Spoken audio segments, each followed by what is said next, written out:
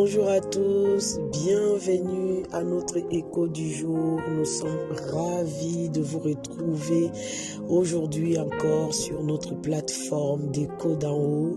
Nous espérons que vous avez passé des très belles fêtes, que vous vous êtes fait gâter par vos proches, par vos familles, que vous vous êtes fait vraiment du bien. Vous avez fait le plan pour démarrer cette nouvelle année, que nous prions qu'elle soit riche, glorieuse, abondante à tous égards par la grâce de Dieu. Et à Écho d'en haut, nous sommes plus que jamais déterminés à pouvoir vous accompagner pour construire des relations saines, harmonieuses, riches, qui vous amènent à rentrer dans votre destinée par la grâce de Dieu. Alors aujourd'hui, notre écho du jour va se baser sur un sujet méga, bon, vous allez me dire, elle dit toujours que le sujet est méga important, bien entendu, mais franchement celui-là, c'est quand même la clé de la vie, quoi. On va parler de l'honneur aux parents. L'honneur aux parents. Qu'est-ce que c'est honorer? Honorer quelqu'un, dans le dictionnaire Larousse en tout cas, on nous dit que honorer c'est rendre hommage au mérite de quelqu'un, ou encore procurer de l'honneur à quelqu'un, ou encore accorder quelque chose comme une faveur à quelqu'un. Donc, honorer, c'est distinguer quelqu'un, c'est mettre quelqu'un à part, c'est réjouir la personne, c'est lui faire du bien, c'est ne pas lui faire honte, ce n'est pas être un sujet de confusion pour la personne. C'est vraiment faire en sorte que ma vie, dans la vie de la personne, soit dégage un parfum d'honneur, enfin un parfum de bonne odeur, un parfum de joie, un parfum de paix, c'est ça honorer quelqu'un. Et la Bible nous dit que l'enfant se doit d'honorer son père et sa mère. Et elle rajoute en disant, si tu veux vivre longtemps et heureux. Qu'est-ce qui se cache derrière ça? On a déjà dit ici il y a plusieurs audios, vidéos dont on a parlé, l'honneur au père, pourquoi il faut honorer les parents, notre vie est rattachée comme avec un cordon par rapport à l'honneur que nous devons aux parents. Nous devons comprendre une chose, il y a des clés qu'on doit comprendre, c'est que la vie est au-delà de ce qu'on voit avec nos yeux. La vie est au-delà. Il y a une dimension de vie qui est cachée à nos yeux physiques. C'est cette dimension de la vie qui est spirituelle. C'est quoi être un parent? Un parent, ce n'est ni plus ni moins que de recevoir de la part de Dieu la grâce d'accompagner quelqu'un à devenir lui-même à son tour opérationnel et utile dans la vie, là où Dieu a placé la personne. Et ces rôles-là que Dieu donne aux parents, c'est un travail énorme. Je ne sais pas si on imagine. C'est un travail énorme et c'est une vie de sacrifice incessant. Vous allez voir que quelqu'un qui était un peu foufou, qui était fêtard, qui était un peu, franchement, qui considérait même pas sa vie, une fois il devient parent, c'est comme si ses yeux s'ouvrent, la personne s'arrange, il sort plus, il se rend compte que il a un poids, une responsabilité. Rien que le fait d'être un modèle pour cette personne qui est maintenant face à toi, que cette personne va t'imiter, que cette personne va te suivre, il va parler comme toi, il va faire des choses comme toi. Donc, les fêtes, c'est fini. En fait, dès que tu deviens parent, c'est mort pour toi. La vie là des célibataires, la vie de l'innocence, je ne sais pas comment, c'est fini. Tu deviens une autre personne. Et c'est pas seulement le temps que l'enfant est bébé et puis c'est fini. Même pas. C'est à vie jusqu'à la mort de l'enfant ou jusqu'à ta propre mort. Donc, être parent, c'est une responsabilité énorme que Dieu donne auprès de quelqu'un, d'une femme ou d'un homme. Et Dieu va leur donner, accompagné quand Dieu donne la responsabilité, bien sûr, il donne aussi l'autorité qu'il faut pour pouvoir accomplir le mandat, en fait, que Dieu donne à la personne.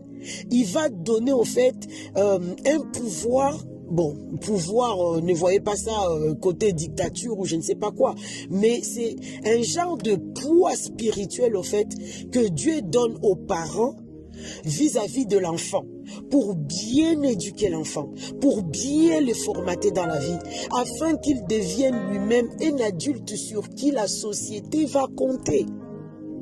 Et ce travail-là, je ne sais pas s'il y a des parents qui nous écoutent, mais il conviendrait avec nous que c'est vraiment énorme.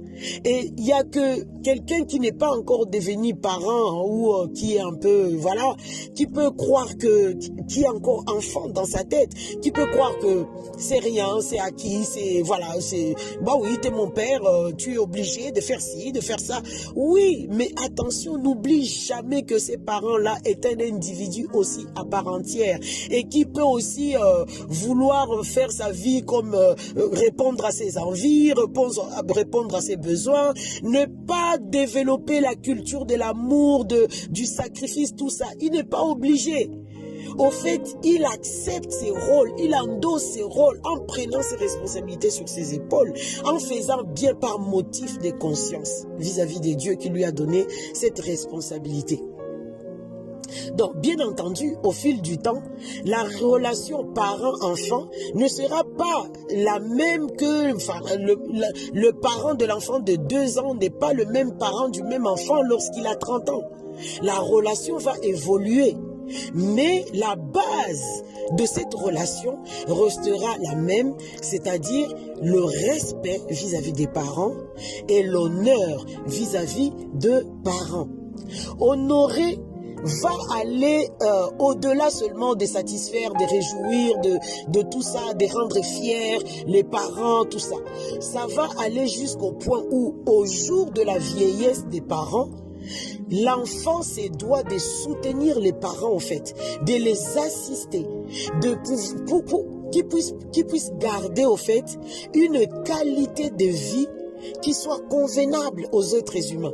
Je ne peux pas être l'enfant de quelqu'un et puis mon père il est là-bas, il m'en dit et puis moi je m'en fous, je mène la vie à la belle étoile aux Champs-Élysées ou je ne sais pas comment. Non, c'est pas possible. C'est pour ça la Bible dit, enfant, honore ton père et ta mère. Et le jour de vieillesse des parents, l'enfant se doit d'assurer une qualité de vie auprès des parents. Ce soutien-là est obligatoire. C'est une obligation de la part de l'enfant de soutenir ses parents au milieu de leurs difficultés, au milieu de leurs faiblesses, dans leur vieillesse. Mais là où je suis d'accord avec vous, et c'est là, bon, là on est en train de terminer, le défi ou la difficulté qu'on a aujourd'hui, c'est que nous avons dans notre tête, on nous a implanté beaucoup de schémas qui sont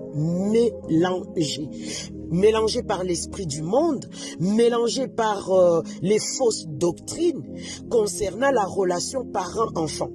Bien évidemment, il n'est pas question dans la pensée de Dieu que l'enfant puisse s'appauvrir pour enrichir les parents. Ça, c'est pas du tout la pensée de Dieu.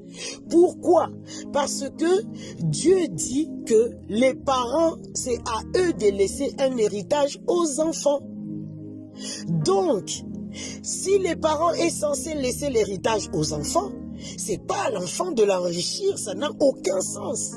Si Dieu dit que c'est aux parents d'enrichir, de laisser un héritage aux enfants, de propulser les enfants dans la vie, la place ou l'obligation de l'enfant reste vraiment l'honneur, les secours, l'assistance, s'il le faut financière, l'assistance dans tous les sens, mais il n'a jamais été question dans la pensée de Dieu que l'enfant puisse accomplir les projets que le parent n'a pas pu accomplir dans sa vie. Non, c'est pas la pensée de Dieu. C'est pas biblique. C'est pas la pensée de Dieu. Oui, je n'ai pas pu faire ceci, faire cela. J'ai trop galéré et tout. Maintenant que toi, tu es devenu grand, tu as un travail, tout ça. Donc, c'est à toi de pallier, de faire ce que moi, je n'ai pas pu faire. Ce n'est pas la pensée de Dieu. L'assistance que la Bible dit, ou Dieu dit à l'enfant d'apporter à ses parents, c'est unique, c'est au niveau de la vieillesse des parents. L'enfant se doit de soutenir les parents. Et puis s'il faut que les finances puissent s'impliquer, mais jamais aux dépens de l'enfant lui-même. Parce que la Bible dit, celui qui ne prend pas soin des siens est pire qu'un infidèle. Mais les siens là dont la Bible parle, c'est d'abord ma femme, mes enfants, la vie que je suis en train moi-même de construire. Mais je n'oublie pas qu'il y a un élan de générosité que je dois mener envers mes parents pour pouvoir leur assurer une qualité de vie humaine, acceptable, honorable. Mais ce n'est pas de remplir les projets que le parent n'a pas. Comment tu peux faire tes propres projets avec ta femme, tes enfants, et en même temps accomplir les projets que les parents n'ont pas fait? C'est pas, à moins que tu sois, je ne sais pas comment, mais c'est pas la pensée biblique, c'est pas le schéma biblique en fait. Mais l'enfant doit se garder cette obligation, ces commandements, d'avoir un cœur généreux, de pouvoir assister ses parents au temps de la faiblesse. Là-dessus, nous prions tout simplement que la grâce de Dieu, la sagesse de Dieu puisse nous être donnée pour pouvoir savoir jusqu'où nous devons assister nos parents, pas aux dépens de notre vie. Et en plus, attention au couple, vous assistez vos parents en unité dans le couple. Vous devez établir mari, femme, qu'est-ce qu'on génère, qu'est-ce qu'on sort pour tel parent, qu'est-ce qu'on sort pour tel autre parent. Mais c'est pas, moi j'assiste mes parents, ma femme n'est pas au courant ou mon mari n'est pas au courant. Ça aussi c'est du désordre, c'est pas comme ça que ça se passe. Que le Seigneur nous accorde la grâce de pouvoir vraiment assister nos parents avec la sagesse de Dieu. Là où les parents sont aussi mélangés dans le système du monde, dans les doctrines qui sont fausses ou je ne sais pas quoi, essayons de leur apporter la vérité dans la paix, pas dans la guerre. Je sais que c'est un sujet délicat, peut-être que nous aurons à y revenir encore, comme dans nos autres audios, mais que la sagesse d'en haut nous soit communiquée dans les noms puissants de Jésus. N'oubliez pas, n'hésitez pas de liker nos vidéos, de cliquer, de vous abonner à nos chaînes et surtout de partager massivement parce que quelqu'un a besoin d'entendre ces messages. Que le Seigneur vous bénisse abondamment dans les noms de Jésus. Amen.